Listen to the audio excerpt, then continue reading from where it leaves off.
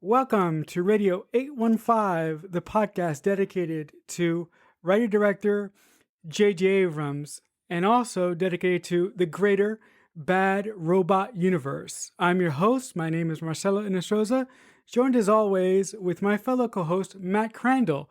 Before we begin today, there is something that I need to get off my chest.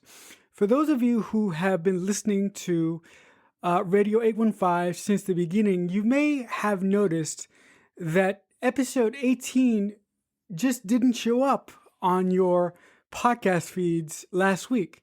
And the reason for that is a couple weeks ago, I went ahead and I lost my freaking mind.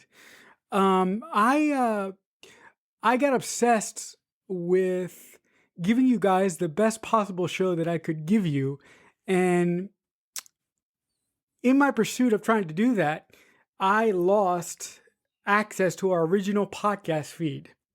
So, if you are listening to this podcast today, you may notice that on the episode art for this episode, it says Radio 815 V2. And what V2 is just, you could say V2 is version 2 or volume 2. And what it basically is the same show with the same guys, obviously, and this new feed that you're listening to the show on now has all of our previous episodes. So there's no need to go to our original feed and listen to the old episodes there because the old episodes are here. Now, I apologize for the brand confusion and for all the bullshit that I've put our audience through for the past couple days. For anyone who's actually noticed this, all I tried to do was give you guys the best possible show that I could. And now looking back on it, I realized that I've already done that. I mean, we produce a pretty good, solid show. I mean, not to toot my own horn, because I do edit the show. I do some audio correction before you guys hear it. I take out all the crappy stuff and just leave the good stuff. So I hope that you guys will forgive me for this egregious mistake, and I promise you that I won't frack with the podcast anymore. What we're going to talk about on today's episode of the podcast is the season 4 premiere of Alias, entitled Authorized Personnel Only. Matt, what did you think about this first part of the premiere of Alias season 4? So I really enjoyed it, and this is quintessential Alias, basically. It was written by J.J. Abrams and Jeff Melvoin. This two-parter is the final episode that J.J. wrote for the series, as he got too busy doing Mission Impossible 3 and other stuff. And what's also interesting to note is that this season of Alias was held till January. So usually Alias would premiere in the fall, but ABC had Lost premiere in September of 2004. And so Alias was held until January. So when it came back, fans had been waiting a long time to get back in, see what happened after that season 3 cliffhanger of Sydney finding the files that she was never meant to see, where we learned some horrible truth about Jack. And what's interesting is that in part 1 that we're talking about today of Authorized Personnel Only, we still don't know what was in that file. Sydney is still pissed off at Jack because of what she read in that file, but we don't find out everything that was in that file until a little bit later, so they're drawing stuff out. But what I like is that this episode jumps right into the action with a classic Alias opening, very much like that big Super Bowl episode. This one starts with Sydney in sexy lingerie, and she gets thrown off of a train, and then it says 72 hours earlier in Shanghai, and we're in the middle of a chase with Sydney and Rob Benedict from Felicity and Supernatural. I always mention Supernatural, but Rob Benedict from Felicity and Sydney are running while Jet's cold hard bitch like wails, and that whole, sexy Sydney on a train, then going back to 72 hours earlier into this big chase scene where they run into the bathroom of like a goth club and she has to dress up. I keep calling it Richard was his name on Felicity, I think. And so she dresses him up all goth like so they can escape the club. And that was really charming and funny. And that leads into an inquest where Angela Bassett, who's always good, I love Angela Bassett, is on this board, and she says to Sydney, like, you crossed the line, you've done too much, I'm done putting up with this, and you're going to be benched. And Sydney says, nope, I quit. I don't want to be benched, and how dare you? And that moment to me, I was like, oh my God, Sydney quit. Like, this is nuts. And then we have they had a brand new credit sequence, which I don't necessarily love, which is like a lot of quick cutting of Sid in different outfits as the traditional J.J. Abrams Alias theme plays. But I love the simplicity of just the black screen with the writing. So adding, all of these, her in different getups for a minute and a half, I found kind of annoying, but I love that then when we get back from the new credit sequence, we find out that Sydney quitting was staged as part of a secret assignment, and she's in cahoots with Bassett. And she arrives, and we find out that authorized personnel only, the title of this episode, is actually a new secret Black Ops division that is being run. Basically, the point guy is Arvin Sloan, which, as Sloan says in the episode, he said, this is the CIA's version of SD6, which finally, 4 seasons in, now we are back to almost the beginning because Jack, Vaughn, Dixon, they're all part of APO.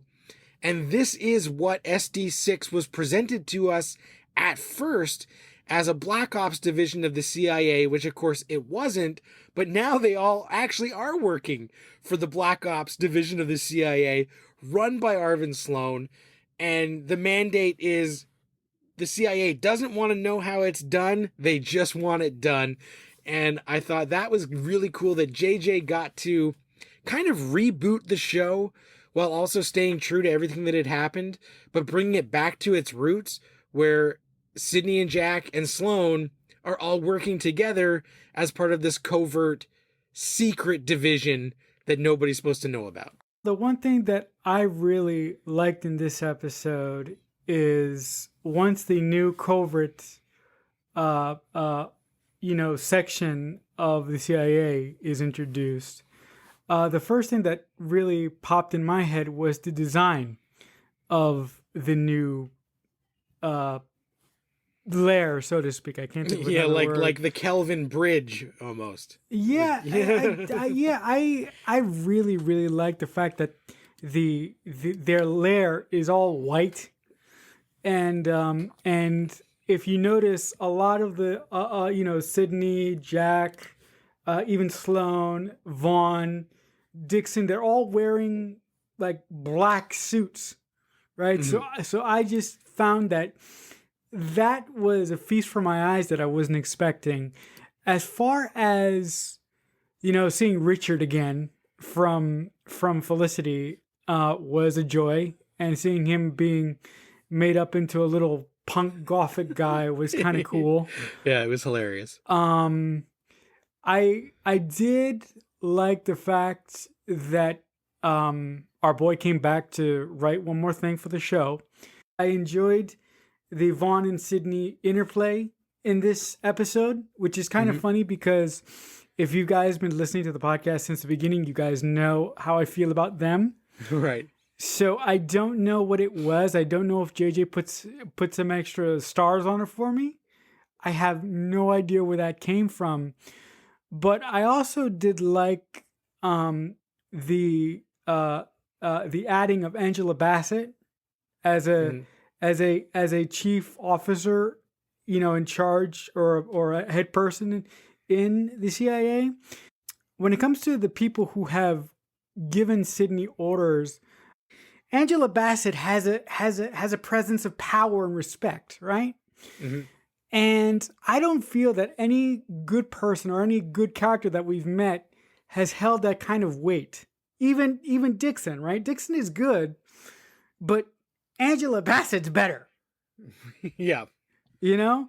So to see an actor like that and have it this role of this high person within the CIA that gives Sydney a chance to be a part of this team, and then to not tell Sydney that, oh, the guy that's going to be giving you missions is the guy that you want to shoot.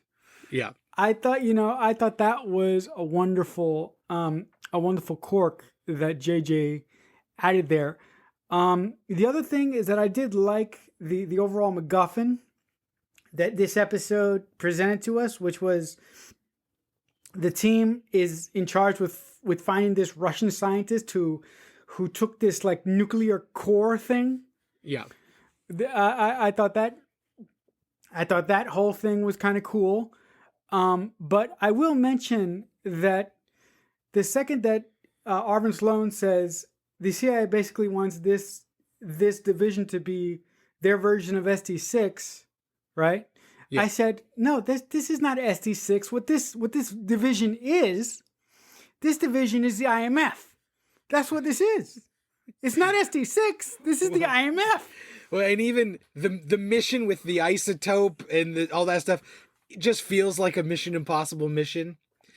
And the fact that they brought in, like, you know, Angela Bassett as the CIA director, who's playing the heavy, and later she would go on, and I'm sure this probably played a part because she now plays that almost exact same role in the Mission Impossible movies, which JJ produces. Bad Robot still produces, even if, you know, McQuarrie has taken over the reins.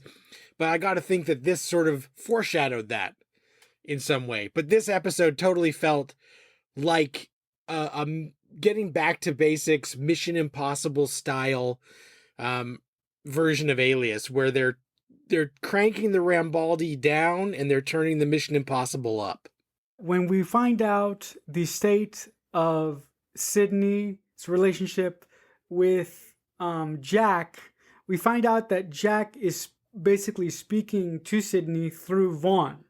Mm-hmm. And I like the fact that towards the end of the episode, Vaughn puts his foot down and he doesn't say, listen, you're not gonna use me as a conduit to talk to your daughter. If you want to talk to your daughter, you talk to your daughter yourself. Yeah. I ain't gonna do it no more.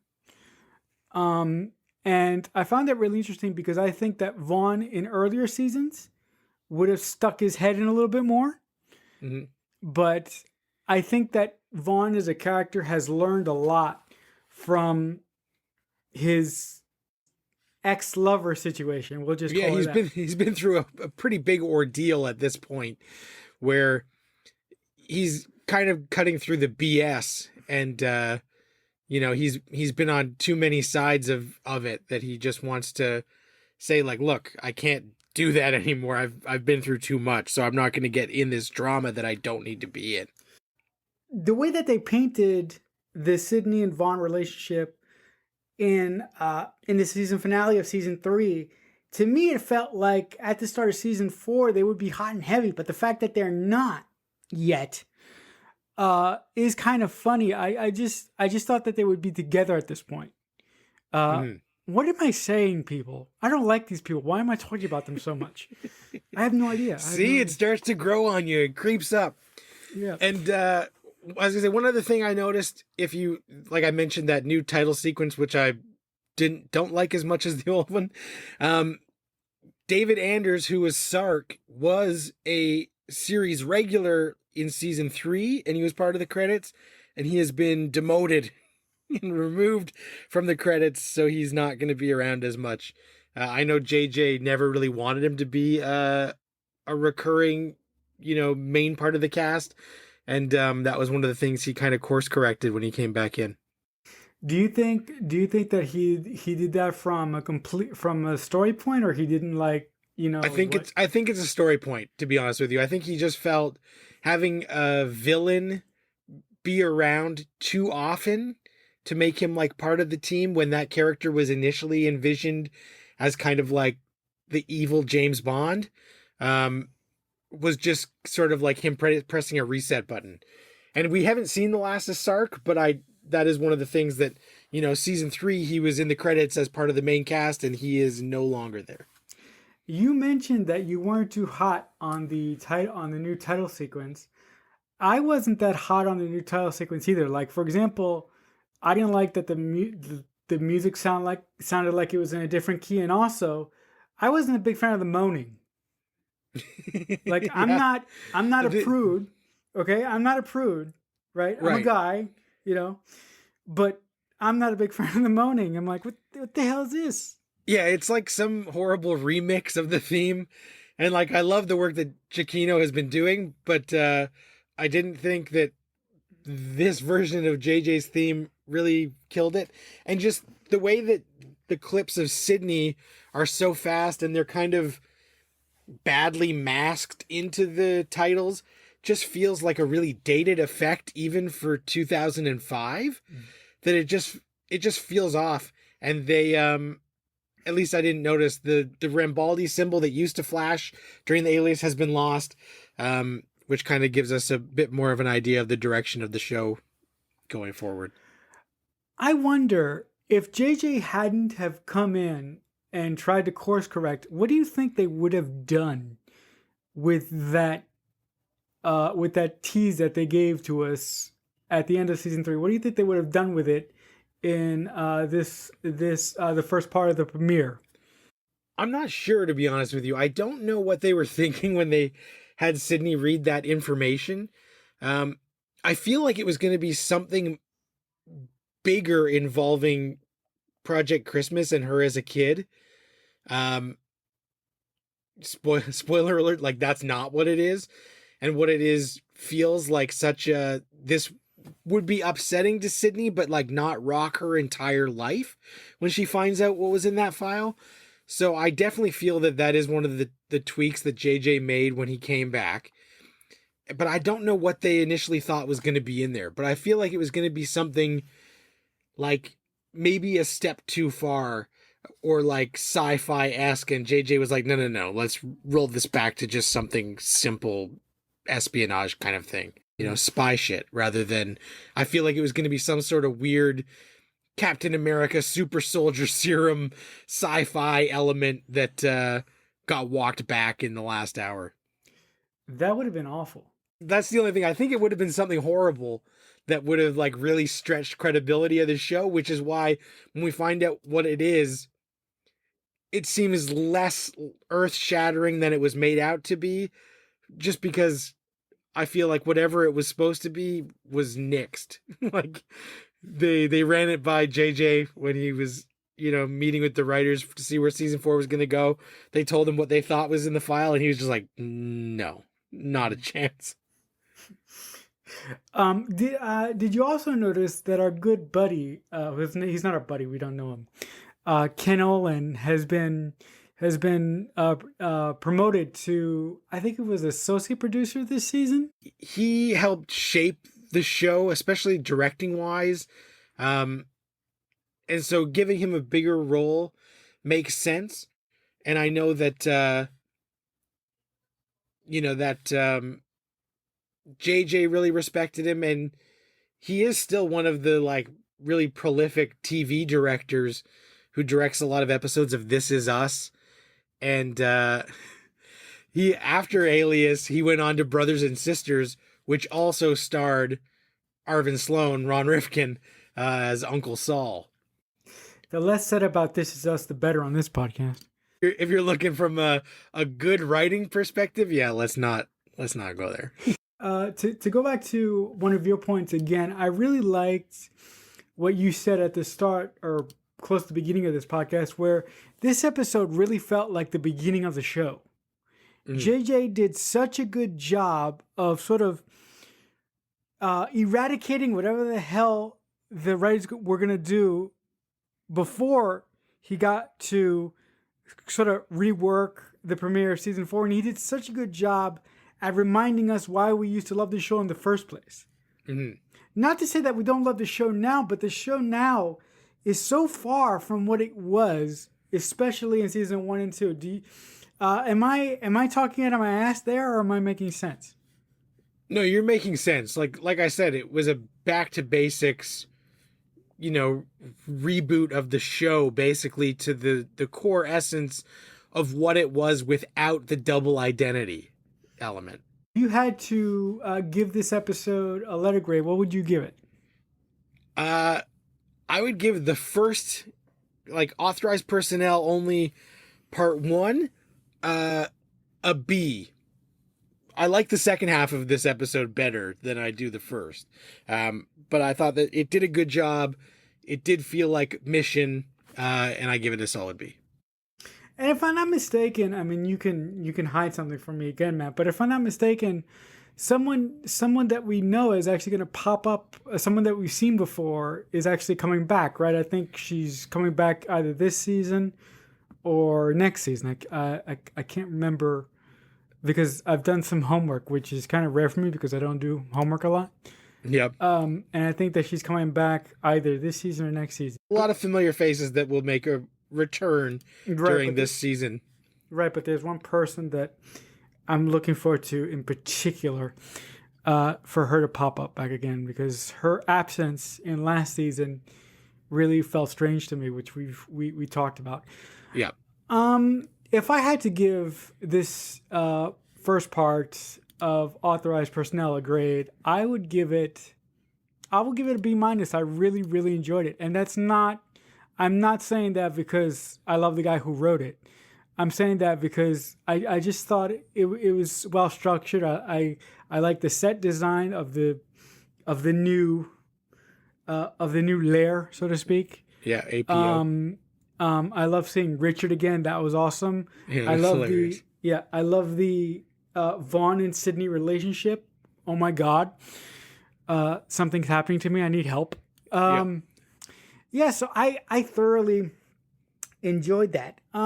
With that being said, guys, I think that wraps us up for this week. Matt, if the good folks at home want to talk to you about anything, where can they reach you online? Hit me up on Twitter at Matt Crandall. Guys, if you want to talk to me about anything, absolutely anything at all, you can just reach me on Twitter at CreekFanatic88.